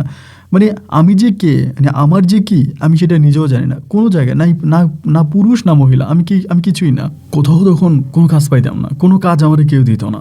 কোথাও কাজ পাই না, না খায়া না দেয়া টাকাতে মানবতার জীবন করি। বাসা যে ভাড়া নেই, কি বলবো, অনেক কিছু হয়তো বলা হয়নি। কোথাও বাসা ভাড়া নিলে ওই বাসা আমরা থাকতে দেয় না। যখন বুঝে যায় যে আমার এই সমস্যা আছে, বাসা আমরা থাকতে দেয় না। কোনো নারীরা কাজ করতে গেলে আমি সেখানে যাইতে পারি না, কোনো পুরুষরা কাজ করতে গেলে আমি সেখানেও যাইতে পারি না। মানে নারীর কাতারেও যাইতে পারি না, পুরুষের কাতারেও যাইতে পারি না। মানে তখন আমার পুরো জীবনটাই মনে হয় যেন আমি এক বিদেশিকার জীবনে তখন পা রেখেছি। তো শেষ পর্যন্ত একটা চাকরি পাইছি, লাস্টে একটা পার্লারে একটা কাজ পাইছি। গার্মেন্টসও তো আর ঢুকতে পারি নাই, পার্লারে কাজ পাইছি। পার্লারে কাজ করতাম, ওইখানেও কাজ করছি আপনার প্রায় বছর খানিকের মতো। এইখানেও তখন তারা কীভাবে জানি জেনে গেছে আমার এই সমস্যার কথা। জানার পরে ভাই আপনারে কি বলবো, ওই পার্লারের যিনি মালিক ছিল, উনি তো আমি মেয়ে হিসেবে ঢুকছি, আমার আইডি কার্ড সব কিছু তো মেয়ে, এমন এটা জানতে পারছে। জানার পরে সে ওই এলাকার লোকেরা ধরছে যে ওই একটা ছেলে, একটা মেয়ে এসে যে আমার গার্মেন্টস আজকে এত বছর চাকরি করছে, এবং মেয়ে এসে যে বিভিন্ন মেয়েদের মানে একটা ছেলে হইয়া মেয়ে এসে যে বিভিন্ন মেয়েদের গায়ে হাত দিছে। তো আমি আপনাকে কি বলবো, যে অনেক সময় দেখা যেত মেয়েরা পুরো বডি মানে আপনার করে, ফেসিয়াল করে বা পুরো বডি ম্যাসাজ করে, ওরকম তো পার্লার যারা কাজ করে তারা বুঝবে। তো এখন উনি ভাবছে যে আমি খারাপ চিন্তা নিয়ে আমি একটা মেয়ে হয়ে মানে একটা ছেলে হয়ে মেয়ে এসেছে, আমি খারাপ কাজ করার জন্যই ওনার এই পার্লারে ঢুকছি। আমাকে যেই মারছে ওইখানে ইতিহাসে মানে বলতেছে যে মানে সবাইয়ের কাছে বলতেছে যে একটা ছেলে একটা মেয়ে সাইজা পার্লারে চাকরি করছে, মেয়েদের সঙ্গে খারাপ কাজ করছে।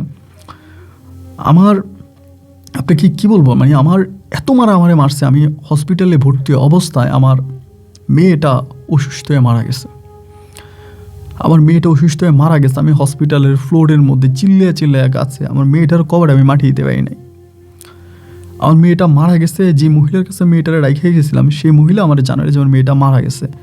আমার মেয়েটারে যে আমি মানে মাটি দিতে যাবো, আমার শরীরে শক্তিটা ছিল না, আমি হসপিটালে তখন ভর্তি। কি এক জীবন কাটছে আপনাকে বলে বোঝাতে পারবো না। লাস্ট পর্যন্ত যারা ছেলেও না যারা মেয়েও না, তাদের স্থায়ী যেখানে, সেখানে আমি তখন চলে গেলাম। এবং আজও আমি এই জায়গার মধ্যেই আছি, কথায় যাদেরকে হিজড়া বলে ওনাদের দলে আছি। তখন আমার কোনো সংসার নাই, মা মারা গেল, বোনেরা ভাইয়েরা সবাই যার মতো করে মানুষ হইল, ওদের সবাইকে লাইন কাট করে দিলাম, সবাই তাদের জীবনের চূড়ান্ত পর্যায়ে ভালো পর্যায়ে চলে গেল। আমার স্বামীও পুনরায় আবারও বিয়ে করলো, শরীফ আবারও বিয়ে করছে, সংসার করতেছে, আমার মেয়েটা মারা গেল।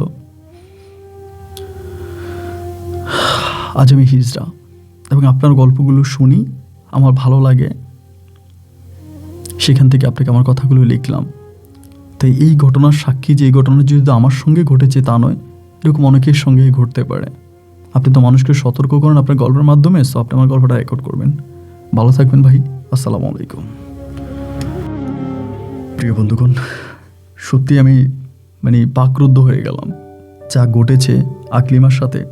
উনি একটা মেয়ে মানুষ, আমি একটা ছেলে মানুষ, একটা ছেলে হয়ে একটা মেয়ের গল্প রেকর্ড করেছি। সেখানে হয়তো নামের খাতিলে বা এখানে সেখানে কোনো ভুল ত্রুটি হতে পারে, এটা আপনারা ক্ষমার সুন্দর দৃষ্টিতে দেখবেন।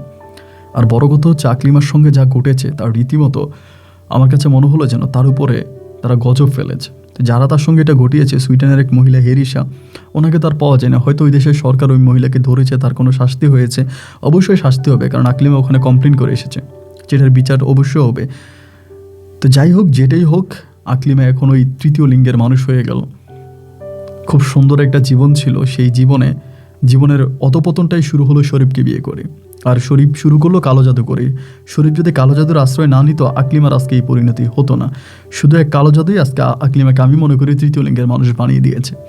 তো যারা গল্প শুনেছেন, যদি আপনি সতর্ক হন, গল্প থেকে কিছু শিখতে পারেন, তবে আমার গল্প বলা সার্থক আর আপনার গল্প শোনা সার্থক। প্রিয় বন্ধুরা, এতক্ষণ পর্যন্ত যারা আমার সঙ্গে ছিলেন তারা তো প্রত্যেকে আমার পরিবারের মানুষ, এদেরকে আর নতুন করে বলার কিছু নেই। আমার পরিবারের মানুষদের কাছে আমার চাওয়া, আমার পাওয়া একটাই, যে আপনারা আজকে আমার চণ্ডী মন্দিরের ভিডিওটা দেখবেন, কারণ এই ভিডিওটা আমি আপনাকে অনুরোধ করে বলবো যে আপনার জীবনে দেখা সেরা কোনো ভিডিও হবে, আপনার জীবনে দেখা সেরা কোনো অলৌকিক স্থান হবে। যে ভিডিও রেকর্ড করার পরে বা যে ভিডিও আপলোড করার পরে আমার সঙ্গে যা হয়েছে, আমি তো বলেছি যে আমি একটা লাইভ অনুষ্ঠান করে আপনাদেরকে জানাবো।